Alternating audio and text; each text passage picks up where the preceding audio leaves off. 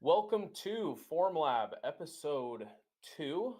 I'm joined with my co-host Matt Givens. Thanks for joining, Mac. Howdy. Thank you.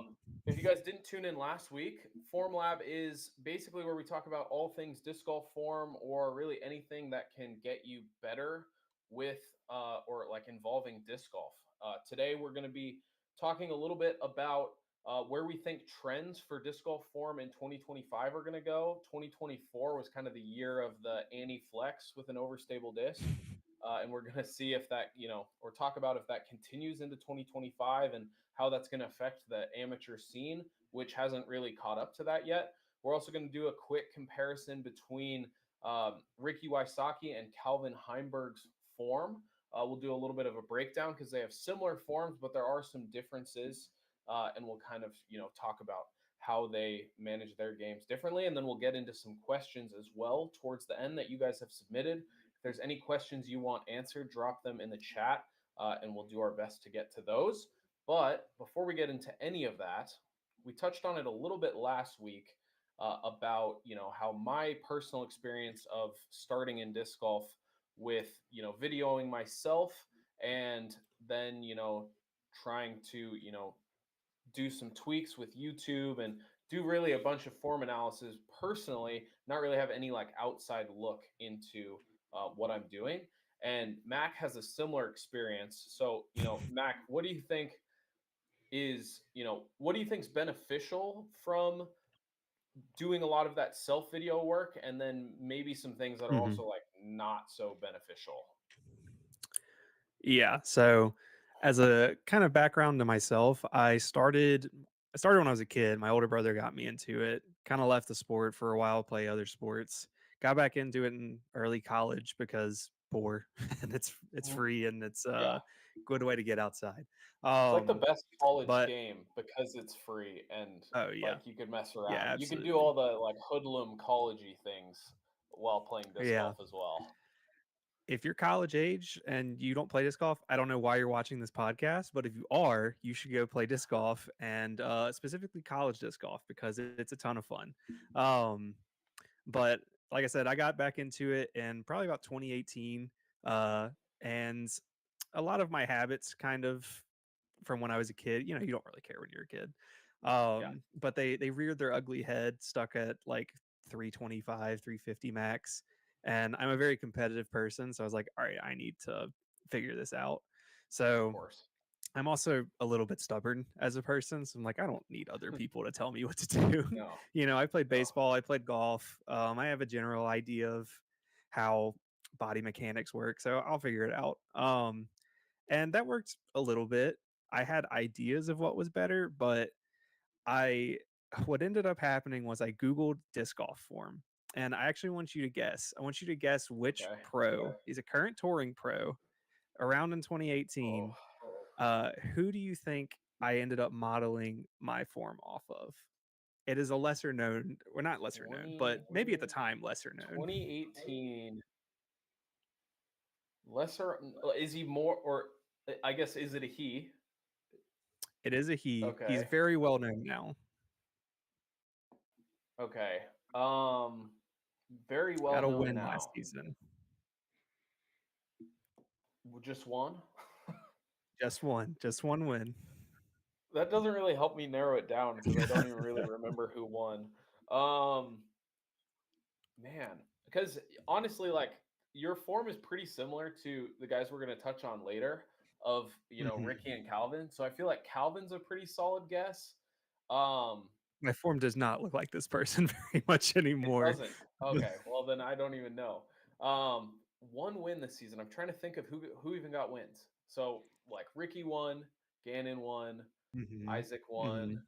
Mhm. Um, did It Calvin was win later in the season. later in the season? Kyle Klein. Very sought after win. Not Kyle Klein. It was James Oh, Proctor. Proctor. Okay. No, that makes Yeah. sense because he has that kind Yeah. of like bent arm, peak reach back kind of Mhm. thing. I That guess you he do. does, That makes yeah. sense. It's The definitely not the main thing same. is he does You don't do the whole like uh-uh. curl up No. craziness before you pull He through. does he does a very aggressive reach back where he throws it back. At least he used to. He doesn't as much anymore.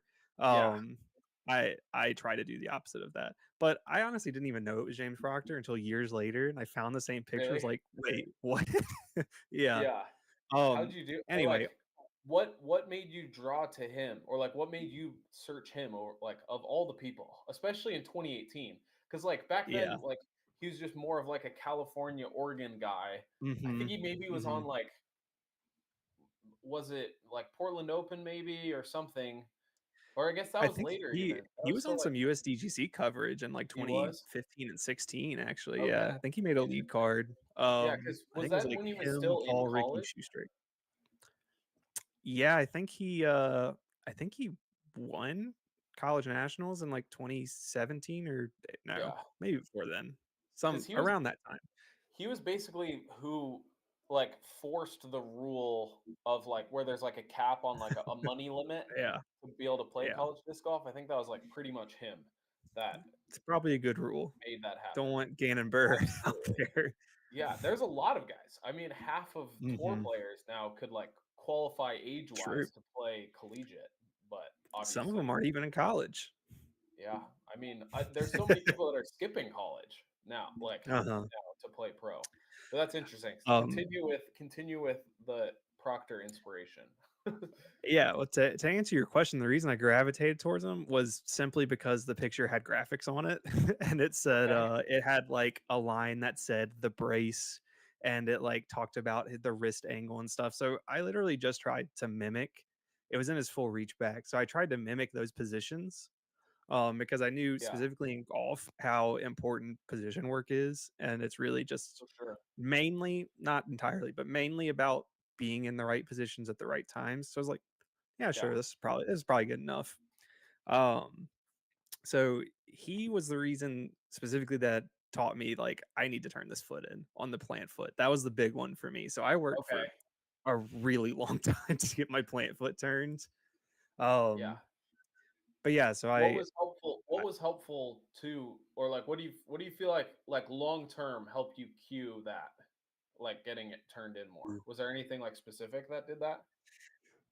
the one, okay, so a ton of reps, like Yeah, thousands and thousands of reps. That's true for anything, but specifically the plant foot, at least for me, that was one of the hardest ones to break for because sure. I come from a baseball background and Okay, I'm left-handed, which I'm right-handed in disc golf. So okay. batting lefty is the same as a righty backhand.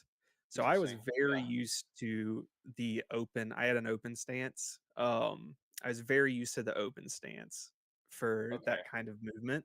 Is that So that what's was a really normal for hard one to break. baseball?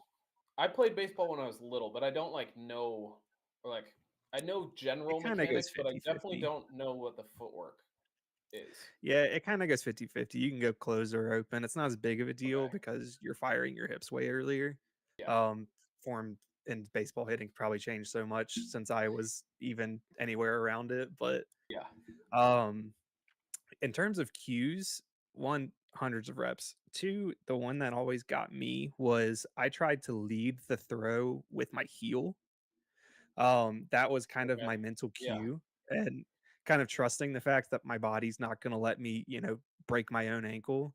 So Yeah. it's gonna kind For of sure. turn it to where it's supposed to be. Naturally. Yeah. Um, I think it was a foundation disc golf video. It was a really old one where one of Hunter's Really? first videos where he was talking about playing you start on your toe. I'm looking at my own foot like anyone can see it. But you start Yeah. on your Do toe it up and to the kind of camera. roll onto your heel. Yeah, yeah, yeah. I'm not that flexible. Do it on the wall behind you. Right. We need a foot cam. No, that's a different Okay. podcast. Yeah. Yeah. um, but yeah, trying to lead with the heel and kind of roll onto it, that was the thing that got me into it, or got me into the right position work, and then just doing that so many times. Yeah. But yeah, anyway, so that kind of started my form journey. Every day for like an hour during the summer in the backyard throwing into a net. I didn't have a tripod, so I had like a little table and I would take my shoes off and I would plant my phone in the shoe so that I could see myself Okay. throw like 6 Just throws, just go review video, be like, yeah. "Oh, this still sucks." And then go do it Yeah. again. With a little shoelace So coming through. Yeah, I'm sure that existed a bunch of times, but yeah, that was my life for at least a year. Um, and we talked about it a little bit last podcast, but doing that and kind of going through the trials and tribulations really helped me to be able to diagnose form, specifically my Understandable. own, obviously. Yeah. But going through all those struggles of like I just can't get it to work, Yeah. that I can relate to people that I coach now and kind of Yeah. say, hey, this is what helped me.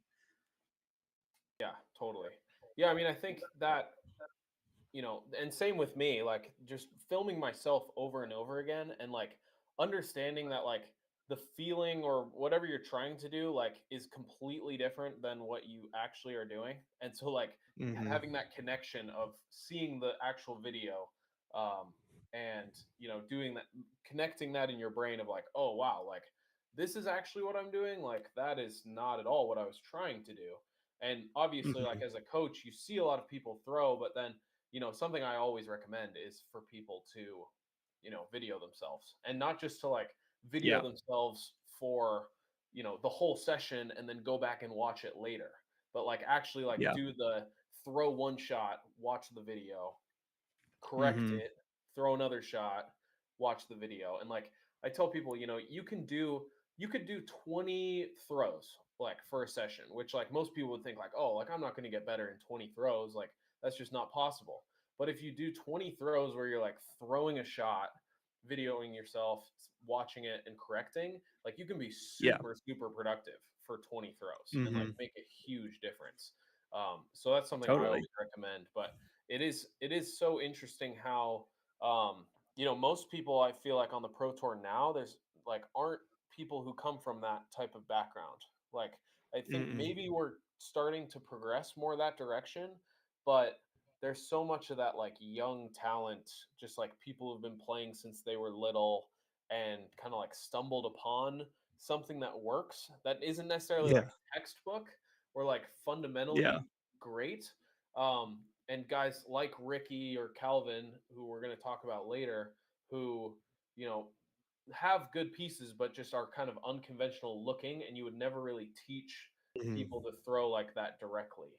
Um, Well, so it's just well, so there's interesting. also people that are just naturally gifted. Like one of Yeah. my best buddies, shout out to him, Oliver Richardson. I think he's 2021 amateur distance world champion. He's like Okay. he's not tall by any means. He's not short, Yeah. not like a short king, but he's probably like 5'9", if I had to guess. Yeah. We're used to seeing the big bombers that are like 6'4", right? You think Yeah. of Gannon, you think Of of course. Calvin, whoever. But he's pretty small. He just has, and you can ask him, he's almost never worked on timing and form for his Really backhand. He just interesting. naturally had perfect timing. Huh. And I mean, he's throwing, I think he threw like 512 uphill into a headwind or something to win, but he throws over Oh my 600 gosh. like pretty regularly. That's Yeah, so yeah. he's insane. It's really annoying to playing with him, but yeah, Yeah. there's just natural talent out there. It's ridiculous at this point, honestly. Yeah, yeah, totally agree. I mean, just the way the game is progressing, um, is just it'll be really interesting like 10 years down the line to see like the quality of skill because obviously I think Hmm. it's improving so much every year. But you look at something like the PGA Tour, like the PGA Tour is like the equivalent of having, you know, 40 like Rick, Calvin, Yeah, Gannon's, like every person on the PGA Tour is like of that skill set. And then you have guys that are not like like would five. be in the top 10, like Matty O's who are then playing on the Corn Ferry Tour in PGA and like Yeah, barely trying to get by because that skill cap yeah. is so high. And probably we won't be there in 10 years, but that's definitely where the trajectory is heading. Hmm. And I think we're starting to get a sense of that.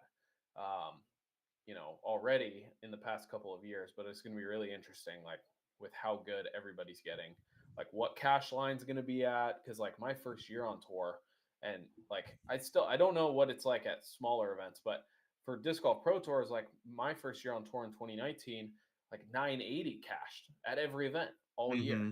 Like it was like, oh yeah, 980 Yeah, cash. Like, heck yeah, that's great. that's that's like flip card on like some B tiers at this point.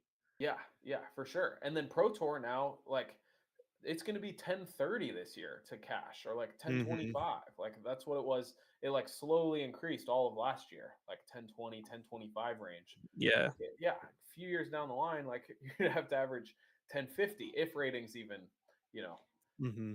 make it that far. But yeah, it's just wild. Here's a question, and this might get us into our next topic pretty well. What is your opinion on the kind of older guys, or maybe more old school guys that have? I guess the best way of putting it is grandfathered in games. I think of like Okay. Barsby in particular, where he can Yeah. pop off every once in a while. Obviously, he's a world champion. We know he can win. I think he won what he won Yeah. PCS a few years ago. Um, Yeah, like last year or I got yeah, to 2 play years with ago maybe. Barsby, and we kind of talked about it. This was at an A tier this past season, and he's saying everyone needs distance, and he says he probably averages around 425 forehands, 425, 450 backhands, and he can Yeah. manage. He's got to be more accurate than everyone else, but do you see that sort of gameplay being phased out here in the near future, or is that going to be something that you can kind of make it with less distance, just at a higher price to pay? Being you got to be really on that day. Yeah, I mean, I think it's definitely the higher price to pay. You know, a lot of a lot of those guys, Barsby, Yuli, maybe not so much like Johnny McRae anymore, but he's kind of in that same realm. And there's a few other Mhm, guys that can like definitely compete that are, getting to that master's age, but they're definitely like lacking in the form or in the distance category. And I don't think they're like restricted from caching per se. Like I think mhm. those guys could go out and they could cash every weekend all year, but Yeah, I think it's really tough for them to contend for a win, especially on like new they would need courses. the right course. Yeah, and so not taking anything away from like Greg Barsby's World Championship, but Right. Smugs definitely sets up well to that older style of play just because it's so It's one short. of the shortest tracks on course, right, or on the It's tour, right? it's the two shortest tracks by Yeah. almost. I think Brewster Ridge is 8,100 feet and Fox Run Mhm. is 8,300 feet. And then I think the next shortest course is Idlewild at like 9,100 or something like that. So like they're the two shortest by a long shot. Which, by the way, if you're an amateur disc golfer and you don't know about your course lengths, those are like monsters for you. In your average local course, that's the not bottom of the barrel, but in terms of distance of the holes, that's bottom of the barrel pro tour. So For sure. Yeah, I mean, like a normal like rec course or like local course is what? It's 6,000 range probably, if and that, if not yeah, shorter on a lot. Yeah, hmm like that'd be like a good like few par fours, like that kind of thing. Um, yeah. I mean, I but would yeah, a guess lot of courses are the shorter. majority of courses are mostly par threes, if not all, and 300 or less. So, like, if you're in the Yeah, 5,000 range, that's probably a pretty typical 18-hole course. yeah, yeah. That makes sense. Yeah, I mean it's crazy. So, back to your question, like I think those guys can definitely contend for cuts and for cash, but it's just going to be really hard for them to break into the winner's circle again.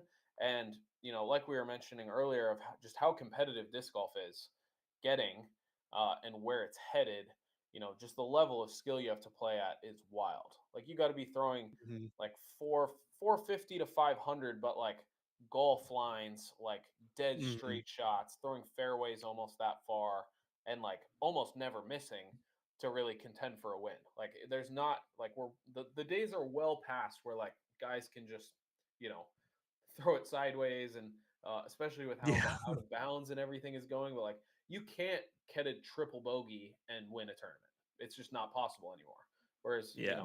back when I started, 2018, 2019, I think it was possible. Like there was guys like Paul who could bogey a couple holes or get a couple big numbers and still contend for a win because the drop off was so fast. Like he could play Hmm. bad and still be on lead card. Whereas now, Gannon can play bad and he'll be in 30th. Like it's just like Right. yeah, and he's great. He's the best player right now and like probably will be the best player for a while. And even him is dropping off like that. Yeah. I mean, what was his worst finish? Like 12th or something? Or did he have one like Um, 30? it'd be interesting to see. I don't really know. To be honest, I kind of want to look it up just to see. But yeah, because a couple seasons ago he had a few bad ones, but still, I don't think he might have had I one think this his year. worst last year was European Disc Golf Festival. And I think it was like a 10th or 11th or something like that. Okay, let's see. I've got it up right now. So he went starting at chess.com. He went 4-1-1-4, 2-7-7-10 at Champions Cup, 2-2-13 at OTB, one Okay. one 5-3-7-1-1, 10th at European Disc Golf Festival, 1-8-2-7. Then there's some world skill shot stuff. 39th putting competition. That is shocking. How did that even Trash. happen? Um, seventh at Worlds, and then 1-1-1-3-1-1. So his worst was 13th. Worst was 13th if you exclude the putting competition at Worlds, which he probably should have won. That had to have been rigged. Yeah, I don't know. You got like sneaky Matt Bells and all these other guys that That's probably true. modern spectators don't really know about. Don't know You know, about the y'all Matt don't know Bells. how disgusting Matt Bell is. Yeah, or like Ricky Steeler. He won a putting world Mm-hmm. championship. I don't even. Do Mm-hmm. you know? You might not even know who he is. I know the name. I don't know much about him. Okay. Yeah. Um. Yeah. It's crazy how the game's changing. It's definitely moving in a crazy direction, and I think with how dominant Gannon's season was, and this can kind of move us into our next topic, but with how dominant Gannon's season was, I think it would be really hard for him to have that dominant of a season again. I think that's Yeah. we're probably getting towards the end of, dominant, where just one or two or three guys are winning every single weekend. Man, it's just so hard for me to say that though, because I would have thought last season that wouldn't happen. And then you have Gannon Yeah, and AV pop off a million wins. it's true. It's true. So who knows? This could be the decade of Gannon being the most insane disc golfer we've ever seen for like 4 or 5 years straight. And we could just get surprised every year. Yeah, yeah, we definitely could. With all that, the guys that you mentioned, like Gannon, AB, there's obviously like Isaac Robinson, Mm, Ezra Robinson for that matter, Ricky, Calvin, all of these guys, I feel like we mentioned in 2024, definitely transitioned or kind of came into 2024 with that anti flex over stable shot. And I think we kind of started to see mhm, it first in like 2023 towards the end with Gannon and Isaac winning worlds, obviously. And getting that like that nose down slight flex with an overstable disc, and that really became like so popular in mhm. 2024. Uh, and I think, there's a great reason for that. And my friend Aaron Gossage says it best is he's like, it's just like throwing a hyzer. Like it's a single angle shot Mhm. because the disc is so overstable that you can smash it on Annie and it's going to come back left every single time. And so it's basically throwing a 100%. single angle shot with getting a little bit more, straight flight, something that you wouldn't be able to get with like an overstable hyzer, obviously. Um, Yeah. so, what are your kind of takes on one, how you think or why you think that's such a common shot right now, for one, and then if that you think that's something that's going to continue into 2025? So I think that it's become so common, exactly for the reason you said Aaron did, which is it's just as predictable as a hyzer, considering you have the right disc. Yeah. Because, and I think the reason it's popped up here is because of the evolution of Pro Tour events and Pro Tour courses, which is, Yep. we're going out into more and more open areas because we need to have For sure. coverage. and we need to have spectators. And how do we make open disc golf hard? Well, we tighten up the OB, Yeah. but we still need to be able to throw Yeah. 500 feet. So we have to flex the disc somehow. That in and of itself just leads to, okay, I need to throw this shot and I need to be really good at it. And I don't even know that this is necessarily everyone's stock shot that they're most comfortable with, but it's just the one that maybe they need to throw in that instance because that's the highest percentage for them. And we don't see it all that often in not all that often. We don't see it as much in amateur disc golf because we're not seeing as tight of OB courses. We're not seeing as long courses. We're still on this kind of old school courses where it's heavily wooded. You got to hit a lot of gaps, and that does exist on tour. Don't get me wrong, but Yeah. um, yeah, it's kind of they're stuck in the past a little bit because they're not getting the same, I guess, level of play. So I think if the tour continues in the direction that it's going in, you know, golf course style or more open style, lots of spectators, lots of OB, I think we're just going to see more and more people evolve into this because it's the most predictable in wind and it's the most predictable for landing in your landing zone. Now, if we can figure out coverage in the woods and spectators in the woods, I think we'll go back to that more hyzer flip game. But until then, I think the force over flex shot is here to stay. Yeah. Yeah, I mean, like you said, it's the like that adaptation and people not necessarily even throwing it because it's their best shot, but it's because like it's becoming the most consistent or like the widely accepted most consistent shot that you can throw. So, there's guys like me or like Ezra or there's plenty of people who love the hyzer flip. That little hyzer flip to stand up, not like Hmm. flippy discs, but still like kind of stable stuff. So it's fairly consistent, but like I'm starting to adapt to more shots, especially like the slow speed stuff, but also a little bit more with fairways and some distance drivers. But that slight Annie that's gonna stable out to the left, where you're kind of killing the skip also too, I think is a big part of it. And like you said, we're Yeah. playing so many more open courses where we're trying to get better coverage for Disc Golf Network, and there's more room for spectators, but that just brings in wind and probably skippier ground. Like a lot of Hmm. times in the woods, there's stuff that you can hit. You're going to hit a tree, you're going to hit a root.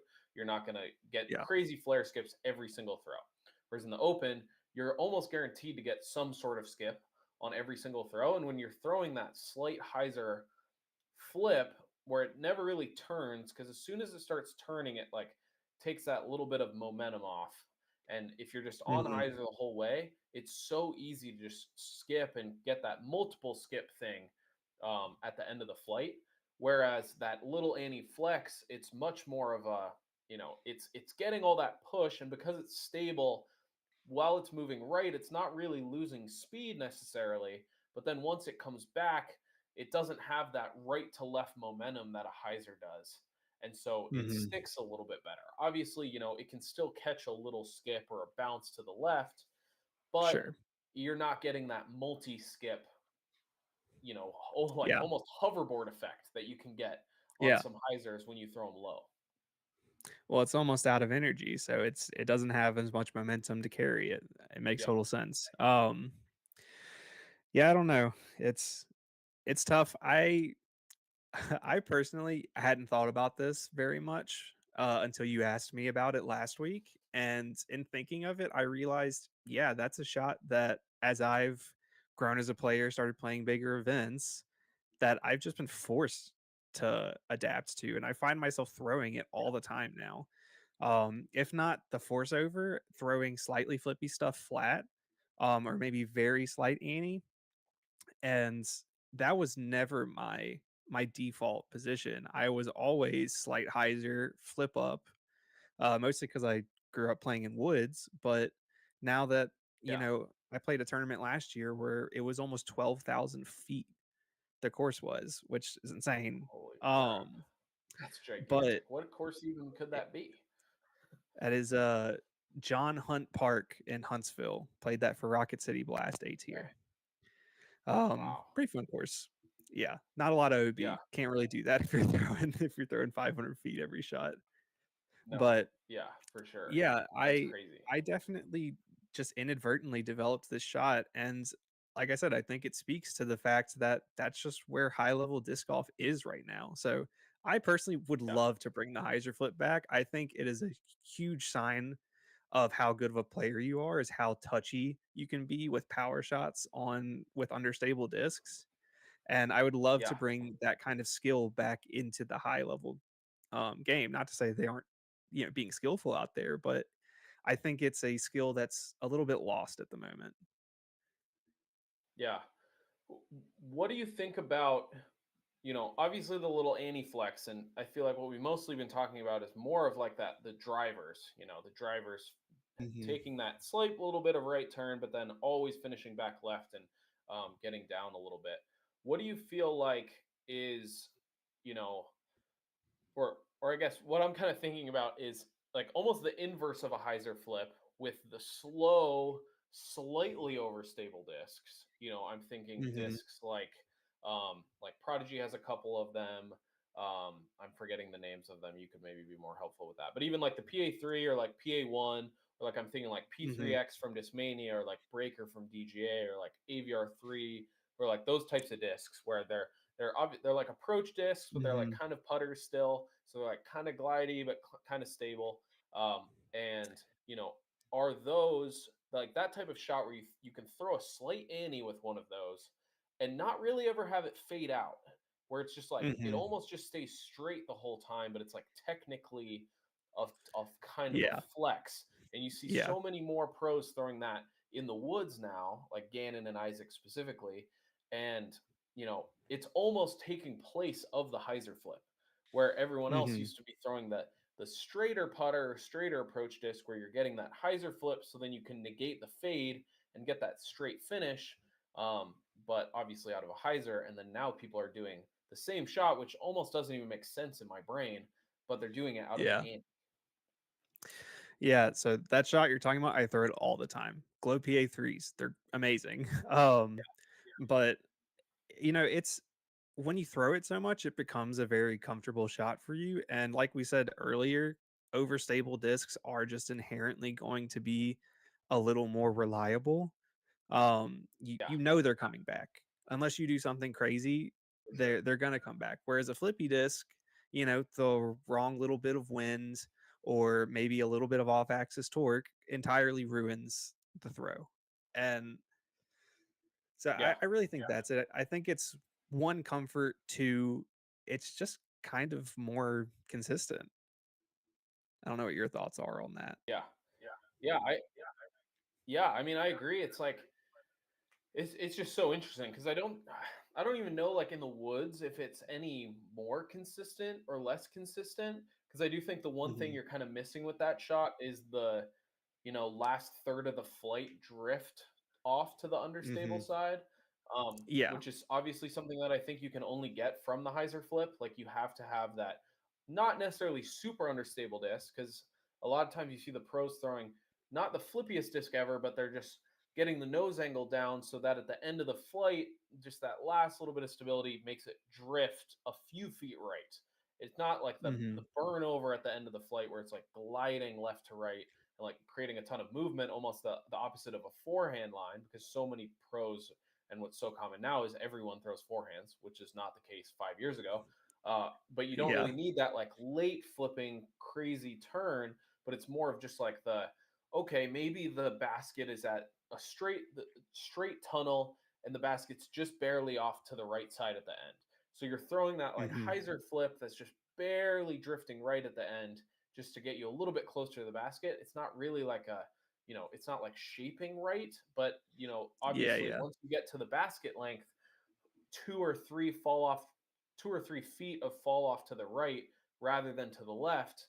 If the basket's on the right side, that's considerable distance closer when it comes to putting. That can make the difference over so many rounds. You're going to make more putts from 6 feet closer. Yeah. No, for sure. I think it 100% depends on the hole. If we're talking about a theoretical hole that's 250 feet dead straight and there's no variation in the tunnel at all, I think Yeah. it's pick your poison, right? Yeah. But Agreed.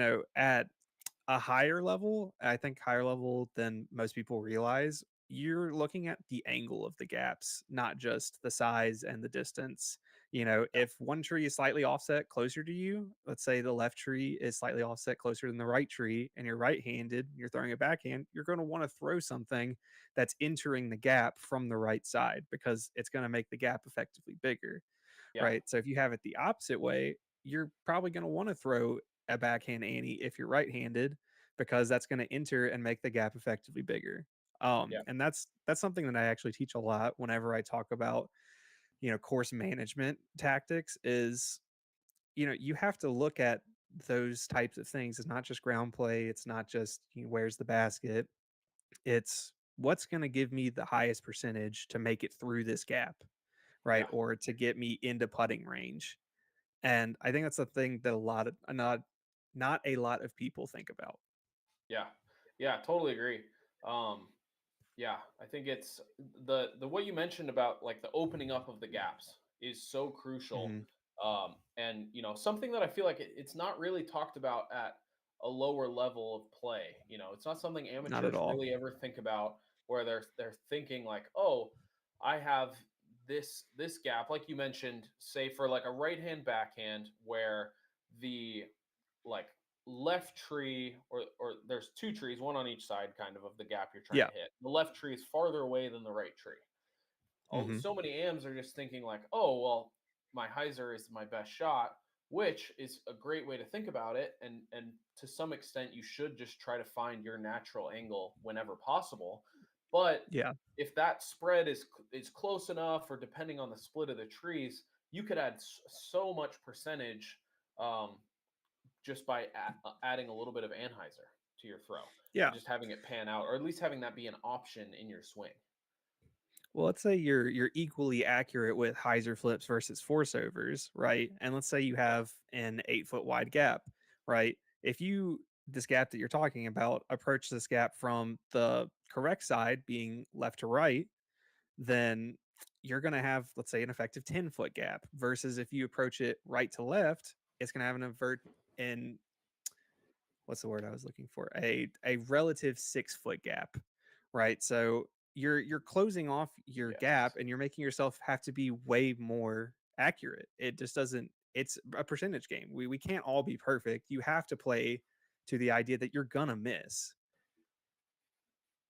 Yeah. Yeah, for sure. Yeah, and I think so many people just, are like, "Oh, this is the right shot for the hole," or "This is the shot that everyone else is throwing," or "This is the shot that I think is best for me." And really, I think there needs to be some more consideration in that. Like, there's more variables than just, what's best for you or what's best for the hole. It kind of all has to come together as one. Of, my best shot is my hyzer, but on this hole in particular, maybe I should throw my ante instead, or at least Hmm. maybe even take into consideration too of just like off the course, I need to work on this little anti flex to open up this gap on my home course. Especially, most amateurs and probably most of the people listening are playing the same course fairly consistently over and over again. And, they just need to, try to figure out specific holes and can go to the field and drill specific shots, whatever they need for those Yeah. those holes. But you do kind of have to open up your mind uh, to even acknowledge what you need to work on. Yeah, as a tip for anyone, and then we can move on from topics. If you want to work on this and you're doing field work, if you can grab some PVC pipes or any sort of poles, you can go out and make artificial gaps in the field. Yep. And I did this a lot trying to figure out that specific shot, which is just set up a 10 foot gap, you know, and start 10 feet away from it, throw 10 shots, however many you want to throw, 10, 20, then move back to 15, 20 feet, work on throwing every angle into the gap. And you can't just I hear people talk about like pick a spot in the distance and look at it, and it's like, yeah, that's great. I can see relatively that it's close enough, right? But to a certain extent, it's not the same experience. Not I guess you could go out to your local course and just throw and hit a million trees, but that's not fun. Yeah. So Yeah, well, and you can cheat yourself a little bit. Like if you're just like picking a spot off into the distance, like you could accidentally, you're trying to throw a little anti-flex straight shot right at your spot. Like you could Hmm. also throw maybe a little bit more hyzer and pull it and come across that same aim point that you were looking at. But Hmm. obviously that if you did that on the course, you'd hit first available and all your buddies would laugh at Yeah. you. So like you Yeah. don't Yeah. want to you don't want to do that. So yeah, something like setting up things or even it could be like goalposts of a soccer goal or just like something and Hmm. it doesn't necessarily even have to be two, like it can just be one where you're like, Yeah. okay, I'm gonna miss this one 4 feet to the left. So most people at Hmm. their local fields have some sort of soccer goal or football uprights or something, so you can just pick like, okay, I'm just gonna throw as close as I can to this pole but just left Yeah. of it, and that can do a Hmm. very similar type of, exercise in your brain of just getting used to trying to hit a gap so Yeah. close in front of you and not so far away. And don't just go straight back from it. Go left and right. Force yourself to throw the uncomfortable shots and Yep. do it with all stabilities of discs. And doing that a bunch of times is going to, one, teach you how to control your angles, and two, it's going to really teach you what your discs do, because you're going Yeah. to turn and burn a lot of understable stuff and be like, oh man, I need to get a little bit more finessey. you know this putter is going to turn and burn, whereas this putter is going to have a nice slow drift off to the right if I throw it flat. So it's Yeah. variation, variation, variation. Do it 100 times, 1,000 times. Yep, and do what's you're most uncomfortable with, or like what. Don't just Absolutely. stick to your strengths, especially when you're in the field. And really, if you're playing on the course too, just for fun or messing around with your buddies, try stuff. Like it doesn't matter if you play bad while you're goofing around with your friends, like unless you're playing Yeah. for something, obviously. But even then, still, like throw a roller on a wooded hole that you would never even Hmm. think about throwing it on, or throw some sort of crazy line where you try to hit a gap that's 2 feet wide left of the Yeah, fairway yeah. and then you try to turn it back in and it's not gonna make you score better right away, but long term, getting used to throwing uncomfortable shots and just challenging yourself is really gonna make you so much better long term. Yeah, I have a really bad habit of throwing the fun, stupid routes first on the tee box, and Yeah. then it goes terrible most of the time. Yeah. And then I'm like, "Well, guys, this would be my real shot," and they're like, "Yeah, all Yeah. right, whatever." And it's like, Yeah. You think I would do that in a tournament?" For sure. And So, and yeah, if you throw enough stupid shots off the box, maybe they do think that that's what you do in a tournament. yeah, it's a little bit of mind games. You're going up against them. Yeah, exactly. They won't know what or they won't expect what's coming for them. Hmm. All right, let's jump into a little Ricky Wysocki versus Calvin Heimburg comparison. Um, Complete disclaimer: I have no idea if this video is going to work on the stream, but Perfect. we're gonna go and do it. And if it doesn't work, We're we're just gonna break it down. professionals. Yeah, yeah. All right, we're gonna cut to this.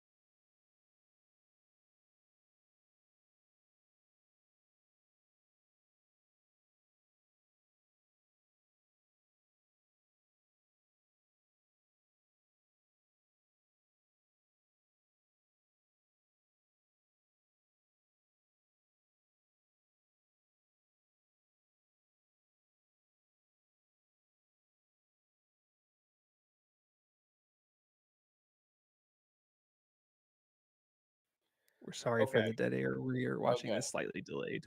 And that wasn't completely in frame either, but I think people got the idea. We'll be better next week for our comparison view. And I might even There's try to hundreds of adjust things videos of here. these twos throwing. You can find Yeah, it. look it up on YouTube, and you'll find it. But similar things I think between Ricky and Calvin's forms. Number one is just purely like the way they reach back, and kind of similar to you, similar to like you said, Proctor was some inspiration for you. There's quite a few guys like Cal Longquist that we mentioned last week, and it's all just that like not really like abbreviated reach back because it's really a big shoulder turn and a big like trunk rotation. But very minimal like actual full extension and lockout with the arm. You know, Hmm. and keeping that arm bent and almost having what I strongly recommend against always. And it's like the setting the disc like almost nose up at peak reach back, here where the disc is like almost Hmm. technically nose up, and a lot of these guys and people work it out really well where then they pull through and they get nose down and they're somewhere around flat, maybe even still a couple degrees nose up, but even like Ricky somehow gets nose down out of that position. So I don't know if he's, Yeah. directly like if he's doing more of like a shoulder correction where he's getting that little bit of like left shoulder dip when he goes to pull through to get Hmm. his elbow up and then get the nose down, because that's like one of the stark differences that I think is very interesting between those two throws of they have very similar reach backs, but I'd say Calvin errs on the side of probably 1 to 2 degrees nose up, and Ricky is probably Hmm. closer to 3 or 4 degrees nose down a lot of the times. Hmm. Yeah. So one thing that I notice in Ricky's form is, and this can probably answer your question about how he's getting that nose down. He, which this also goes against what I generally teach, is he's very shoulder first in terms of his upper body is kind of leading in front of his lower body a little bit. So Yeah, he's getting a little bit of tilt. And so if you think about, his disc is angled this way relatively, now he's leading and he's leading his body. So he's relative to his body nose up throw, but he's leaning it forward. And so relative to the ground, it's nose down. Um, yeah, so that's one interesting. I big hadn't thought of difference. it like that before, but that does make sense. Ricky to me is kind of an enigma form wise. I don't understand how he does the things he does with how he throws, Absolutely. but um, I kind similar to Matteo, I would not teach people to throw like Ricky Wysocki, even though he's a fantastic disc golfer. And that goes to show there's a million different ways you could do this, and no one way is going to be perfect.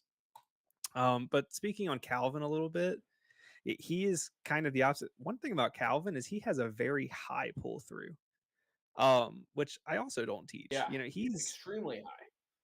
w- it's crazy. I don't know. I don't know what these guys are doing to get this much power. Maybe I'm just stupid. I don't know, but um, Yeah, I think you can and learn we a can lot. see in the you can Calvin. see in the video of Sorry, I was just going to say you can see in the video. I think part of where they develop their power is their braces are super super Hmm. strong.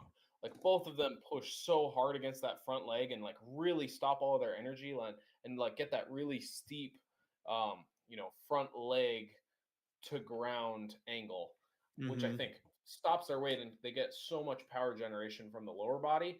And then, to an extent too, I think no matter what form you're doing, and I think we talked about it a little bit last week, but no matter what form you're doing, some point, some sort of speed training does come into the factor, and just throwing Yeah.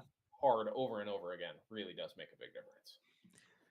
Yeah, well, one thing about Ricky is he's got a little bit of a crow hop thing going where there's a significant amount of time in his throw where he's midair and Yeah, has no point of contact to the ground. So he's got a lot of momentum that he's efficiently transferring into his throw, which is definitely helping him distance wise because I'm sure that there's a few spots here where Ricky could probably leak out a few more feet.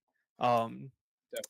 And Calvin, on probably the other closing his hand, mouth would be one of them. no, that gives more. That gives more That's distance. more power. Okay, I Yeah, got to yeah. try that.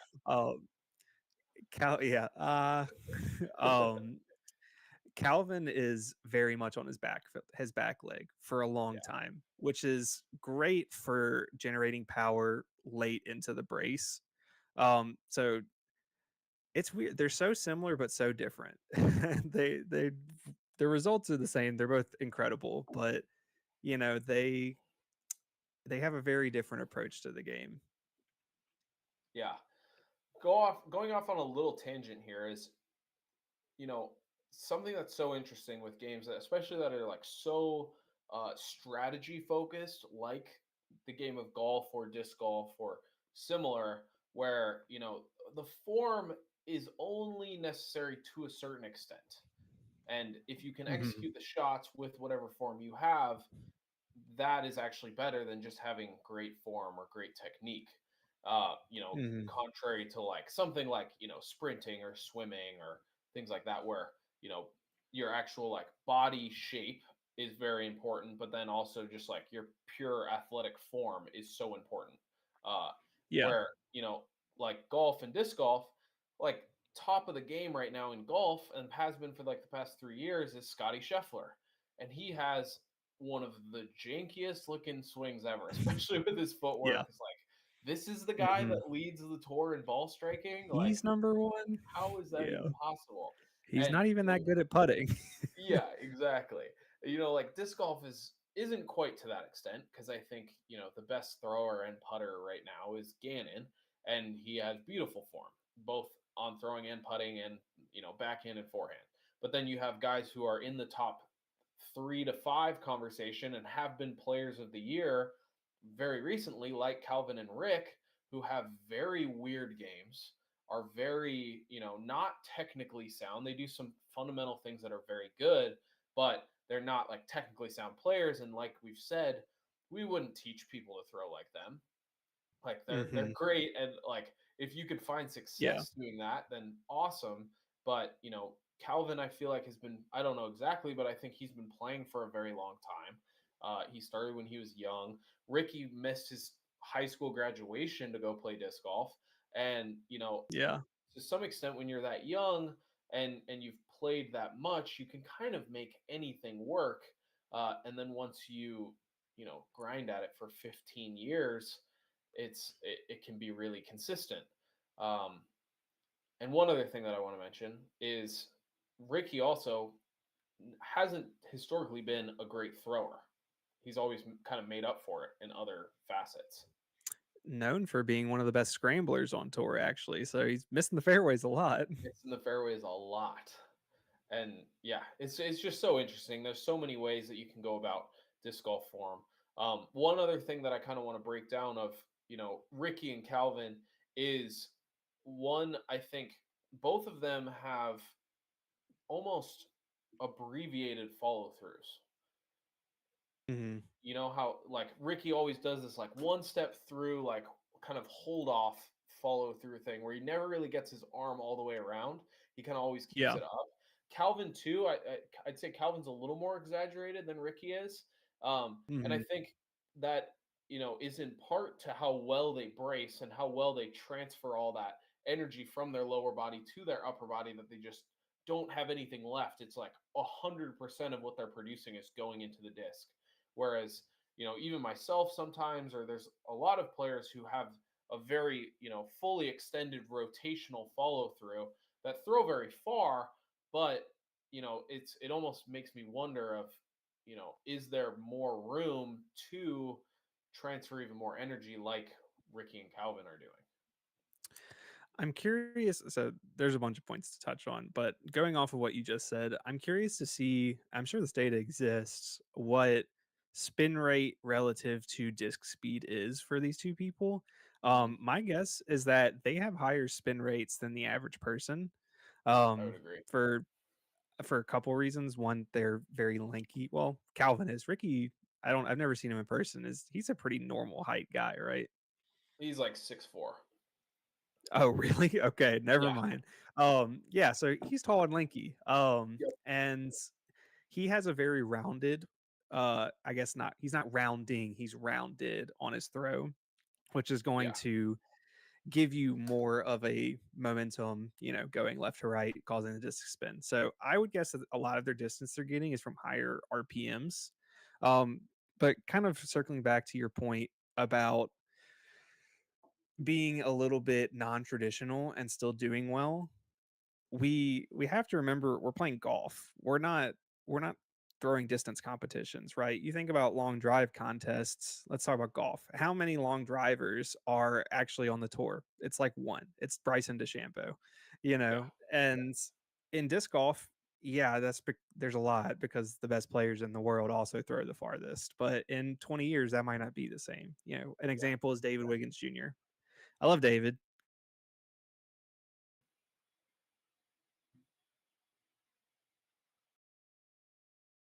there's a lot more to the game, especially on the mental side and the decision making side that, you know, gets you to be at the top of the game, and that's something Ganon does really well, especially recently, is he makes fantastic, very mature decisions Yes. on his game. He knows when to limit himself, and that's why he's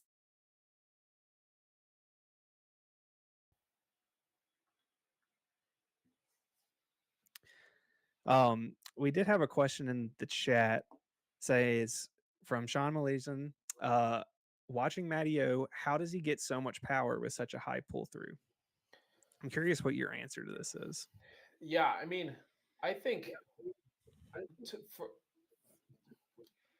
from my experience, high pull through doesn't necessarily have too much of a factor in power. I think it's more so hard to be accurate without doing a few like very specific things with your pull through. I think because of the throw naturally with the backhand where you're slightly, tilted forward from the hips. Uh, that's naturally going to make it so your upper body is farther out from your center of gravity than your lower body is, which means the higher you pull through, the more, rounding could come in. Whereas if you're lower, it's just going to be easier to get to your closer to your center of gravity than it is when you pull through high. So I think, Matteo has a tendency to be very upright in his throw and maybe even throw kind of that Annie that we've seen, and he also throws it slightly nose up. And so I Classic think Matteo air bounce. yes, yeah, exactly. Maybe more than slightly, I think is classified in his air bounce. But Yeah. I think he can pull through so high. One because he's so long, so just naturally he has more room when he goes to pull through for the disc. Naturally, if Hmm. this length of your arm is longer, like Ganon is very long in this part of his arm, where he can be like almost the disc being here and he not be even close to his body at all. So I think Matteo has a similar situation to that, but he's also just so upright that he is pulling through close to his center of gravity while he's up here, Yeah. as opposed to most people when they're bent over, it's going to be very hard to pull through close to your center of gravity coming up through so high. Yeah. I think Matt's form lends really well to his body type because he played for decades and decades without any real, guidance on it. And he just Yeah, did what works the best for him. And, he grew up playing in Chickasapogue, if you know anything about Mobile, Alabama, which is a very short wooded course. And that's he just did what was most accurate, and he doesn't care if it air bounces because every hole's 250 feet. Now Matt throws plenty far, right? He's by no means one of the farthest throwers on tour. He throws farther than probably most people in the chat right now, but he throws far enough to yeah, make it work. And a lot of that I think you're correct on, which is due to his genetics. He's tall, he's lanky. um he's been doing it for so long. His body is more efficient at generating power throwing the disc. He's probably got 30 years on me. Almost, yeah. maybe not that many. Let's call it 20 years of throwing a disc on me. So, yeah, his body's way more accustomed to throwing it than I am. So, he's going to generate more power more efficiently than I am. Um, Yeah. yeah. Yeah, I think the theme of kind of what we've talked about with Ricky uh and Calvin and Matteo is just the playing for long enough or doing something for a long enough amount of time can make up for unusual pieces of your form. You don't have to do everything Hmm. textbook if you do something for long enough. And so I think, everyone could get to that point at some point, but by having more proper form or more fundamental mechanics, you can probably accelerate your growth and bypass a lot of those people and really most disc golfers who just kind of, go and play and for some of them their form naturally gets better and for some it doesn't. And so I think you can bypass a lot of those people that aren't actually doing intentional form work by doing intentional form work. Yeah, I agree with that. Let's jump into a couple questions. we'll do our first Let's do it. question here. How to keep non-throwing arm tucked? Mine just stays out while I'm throwing. I Ooh, think, how to you do it. know, yeah, Interesting. how to do it is very interesting. I think, the general concept that most people talk about and have talked about is that like punching with the off arm down to your off Mhm. pocket to get basically that spinny effect that we talked a little bit about last week. You had a much more Yeah. complex analysis of that than I did. It Um, wasn't but much more complex. yeah, I did playground. You did like some sort of physics. Ice skater. You lost me. Yeah, exactly. Um, but naturally, if you get as much weight close to your center of gravity, you're gonna rotate faster, and so you do want to get that off arm engaged and going down close to your body uh, when you pull through, because it is just going to help with speed and make you rotate faster.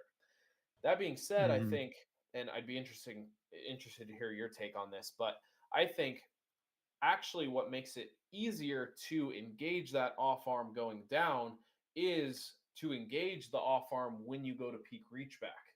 Because if you're just Mhm. flailing off and kind of loose at peak reach back, you don't really have any room to fire that arm in.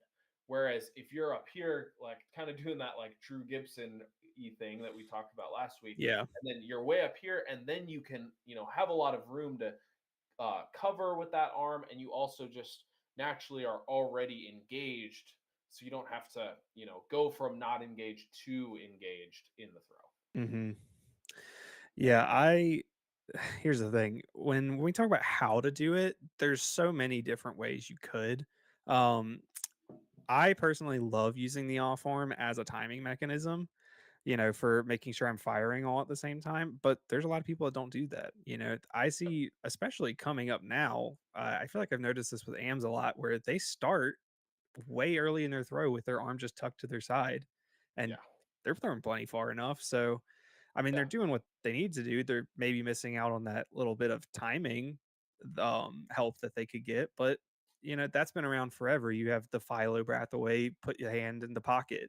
You know, Hmm. in terms of how to do it for yourself, you could do that. You could stick your hand in your pocket when you throw. You could, like Tristan was saying, work on engaging your shoulder in your reach back and then punching down to the ground.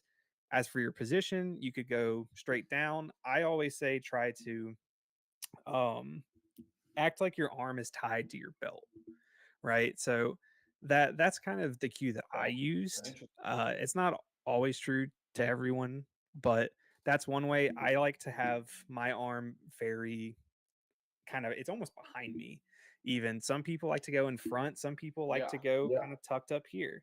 It's entirely dependent on the person. Like we said, it's just important that it's close.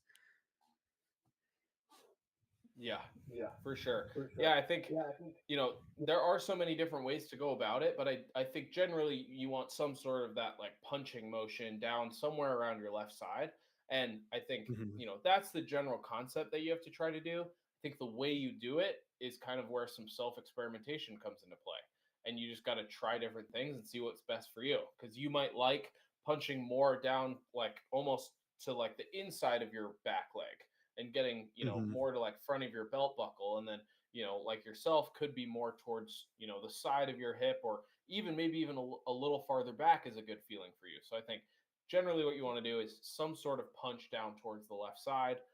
Where that is exactly is going to require some self experimentation and kind of some figuring out on your own. Yeah. The one thing I will say about placement is I'm always a little hesitant to tell people to go in front of their body for the reason of if you have this little bit of extra space being taken up by your arm, that might propagate you to round a little bit to get around yourself. You're not giving your disc path enough space to move.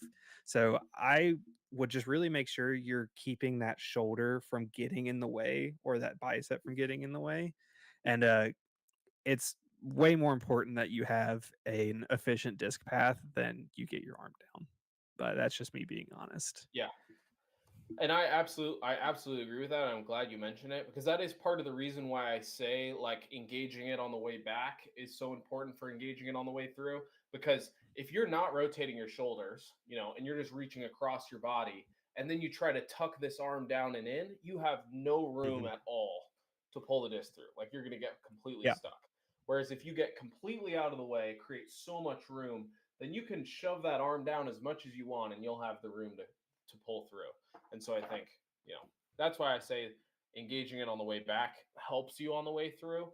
But yeah, in Mhm. general, punch down a little bit more to your side, do some self experimentation on where that is exactly. Next question.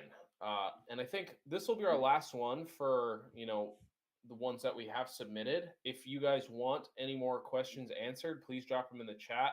I see one more about forehands that we'll touch on after this one. But let us know down below if you have anything else that you're wondering. Uh, Next question is height, body mass, muscle mass. What effect do you think these have on a person's form and distance?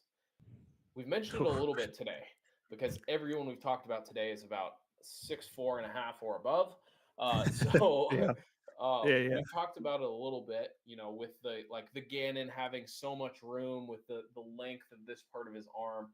I think Mhm. length especially is probably uh, you know the most helpful factor, I'd say, of any of the throws. You're not going to really get Absolutely. too much or get too far if you're short and stocky and super muscular. If anything, you're just going to be crowding the disc more. It's going to be harder to pull through.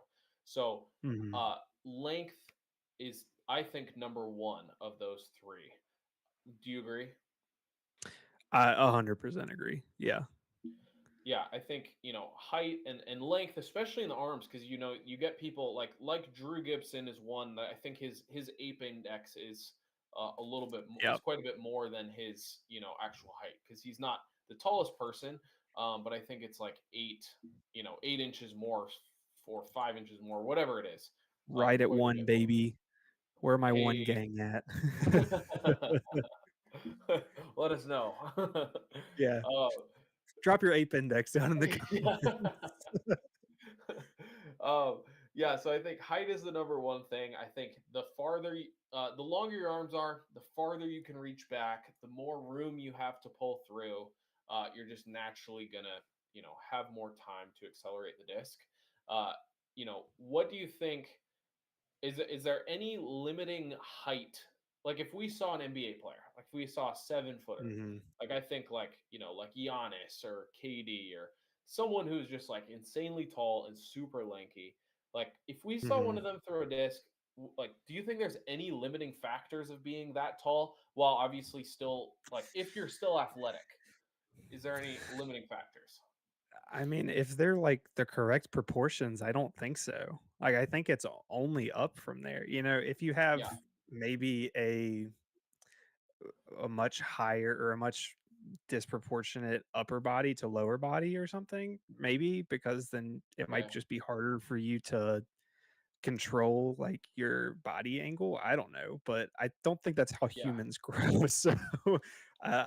I think in Rarely. general, the more height, the better probably, um, yeah, Yeah. What once the about I 7-foot guys think get in the game, in we're my done. eyes, yeah. Oh yeah. We're absolutely screwed. The only limiting factor I could think of is just like hand on disc. Cause like, you see like Scott Stokely grab a disc and like he Yeah, does a fan grip and he's like across the middle of the disc gripping it. Like I have very short especially when you're on fingers. Like my condors. hand size is good, but my fingers are short. So, like I don't get that far into the disc. But there's some guys who are just like Mhm.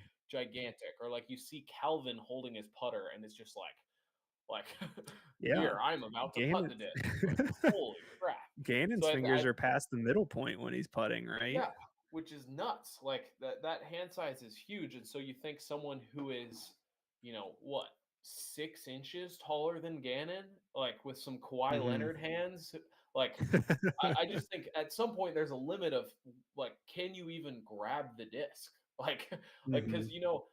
like for me. the super thin, low profile, like beginner discs don't feel great. Like they just feel like they're going to Mm-mm. come out early, and obviously they feel light. And so I think for them, like they could grab a 175 14 speed that's like they could grab a nuke, like the deepest, Yeah. maxed out dimensions all the way across, and that disc would feel probably very small in their hands. Yeah. And so I You think need if they super got class past, discs. that's true. Some overstable, Sig- fast, super class. Some Signature series, Kawhi Leonard Condor. or they need to make a nuke or like a big old distance driver, but like an XXL version, like just make it big. Yeah, I yeah, think that would be that could do it. So I think that would be the only main limiting factor with yeah, very tall people. Um, but obviously, I think yeah. I'd love to see it, and if we can ever get a disc in the hands of, just we'll just throw it out there, Giannis or KD, if you're listening, we'd love to get a disc in your hand. That'd be crazy if they were one of our first listeners, They're one of our four just viewers. in Right? their Hey, spare time. KD, if you're in the Yeah, chat, drop us a little something. drop your ape index. Yeah. Exactly. um, All right, but let's touch to on this answer the one question, forehand question. yeah. Go for it. Um, from Dustin, we have in the forehand throw. Can you explain the elbow path, please? I have smooth release, but can't seem to get over 300 feet. So, elbow path, I think one is just a lot of flexibility is required. You see the pictures of Eagle or whoever else throwing a forehand, and it's like, oh my gosh, how does their arm even bend that way? Most people, I think, get more into that position than they think they do. One thing that I love to Mhm. say with a forehand is, when you're loading it on the way back, getting into an externally rotated position to start with actually makes it harder to get the elbow moving forward. You know, because if you Mhm. just open up, externally rotate, there's no lag to be created. Whereas if you reach back more internally rotated and you get back, then all of a sudden your elbow has so much more room to whip through and create that lag effect and that elbow, more natural elbow path that you see Interesting. from you know uh, baseball players do it, or quarterbacks, or really anyone that throws naturally goes externally rotated and then internally rotated. So I think that's something that a lot of AMs mess up. They go externally rotated first. Is that something that you've seen or have you thought about that much? Are you are you talking about like pre-cocking your wrist on your throw, No, not or are necessarily you talking about more pre-cocking of a your wrist, shoulder? more like shoulder. So like this position Okay. here, like this is externally rotated to start. This is more internally Yeah. rotated to start. So letting your elbow really get farther away from your body when you're going to Mhm. reach back with the forehand, I think naturally makes more room to create lag going forward as opposed to just reaching with the hand. That makes sense. I don't think I've ever actually thought about this. It's I think it's a good point because one thing that is different between backhand and forehand, and we hear this analogy all the time about being a whip. Um, it's true for one and not the other, in my opinion. Yep, I think it is explicitly true for forehands, right? You talk about agreed. there's literally a stat in baseball called whip, Yeah, right? um, and it's true because our elbows don't hinge that way, right? So I'll save you the engineering, but basically please. the tendons in your arm are using their own elasticity to whip forward and give you a little more power that and speed generated that way. So Yep. I think that's probably true. Um, my opinion on elbow path is you just got to get out of the way yourself, and it depends on. I always talk about different arm slots. I personally think there's two distinct arm slots for forehands. You have, I always equate them to baseball versus tennis, right? So baseball, you're kind of up. You like throwing flat to slight chop overs. Tennis, you're down. You're kind of going low to high. versus the high to low, and you like throwing hyzers or flat, right? And so that that's kind of just true for most people. Elbow path is, I think, a little more important for those guys that are low to high because you're kind of getting your hip in the way. And so something that's really important is tilting your body, Yeah. and tilting over that hip, and it's going to create that space for your arm, your elbow to actually move forward and keep on that straight line and prevent yourself from doing this motion because this is not very good at generating power versus coming forward, getting that whip that we're talking about and getting that separation between elbow and hand. Yeah.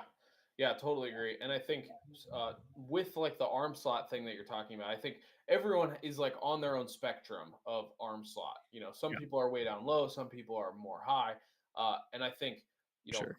finding your arm slot and then taking that tilt over to get yourself on that flat or a little bit more hyzer side of the angle. Because obviously, I think so many people have a natural arm slot up here and then just stay up here and they're ripping over Hmm. stable stuff. It's not a very usable thing.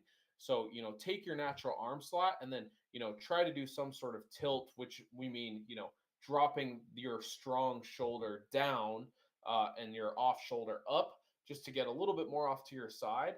And then, bring that natural arm slot down into something that is a little bit more neutral of an angle is, super, super beneficial across the board. Yeah, and going off of this question, we have an additional question of any tips of getting elbow and shoulder mobility. I think this is really important for just people in general, honestly, but stretching, uh, warming up for rounds, get a resistance band, put it in your bag, just YouTube like a 5 minute shoulder warm up for Yep. baseball or something. Yep. Make sure that your body is firing because elbow injuries are real and Yeah. you're very susceptible to um, elbow injuries in comparison to backhands. Yeah. Backhands are typically pretty safe. Forehands, you can definitely overdo it and it'll sneak up on you, right? Yeah. Most of my disc golf injuries have been from practicing forehands and it's just overdoing it. So be careful when you're doing your field work on forehands. Don't overdo it. It's not worth being out for 2 weeks with a strain. And just Google some warm up, some stretches, and get a resistance band. That's my opinion. Yeah, yeah, I think there's obviously some more specific things that can be done, but I think pretty much anything that is like for baseball pitching or for baseball in general, I think baseball because the ball is lighter, there's a lot more lag created by a pitcher than there is in disc golf, and so I think naturally if you can find some like higher level warm up or exercises that would be used in baseball, then I think that's going to be probably the most beneficial or the most like bulletproof you can be for your forehand because you're probably not going to be pushing your forehand limits as much as a baseball player would be when they're throwing a baseball. But like you Hmm. said, warm up, put a resistance band in, do some like baseball type workouts, and naturally it's gonna you're gonna get more flexible if you just put in a little bit of time intentionally with exercises and really just things off the course to improve that. Yeah. Yeah, you'll definitely get more flexible just doing it, but you can accelerate that and do it in probably a safer manner by doing some very intentional stretches and workouts. So, yeah, I agree with you on that. All right, guys, I think that is going to wrap us up. Check out the Formero app to, get some personalized disc golf coaching for if any of the things that we talked about today seems a little bit, over your head or you don't quite understand it fully. You can drop us comments or send us messages wherever. But if you really want some like real personalized help, go check out the Formero app. We have a lot of great coaches on there, and we'd love to help you. And thanks everyone for tuning into the Form Lab podcast. We'll catch you next week, same time, 9 p.m. Eastern on Tuesday here on YouTube. Drop us all of your form questions to Mac, to my Instagram, to the Formero Instagram. Here in the comments, we'd love to answer more of these and as many as possible. And if there's any segments you guys want us to cover, we'd love to do that as well. So give us some ideas and thanks for tuning in.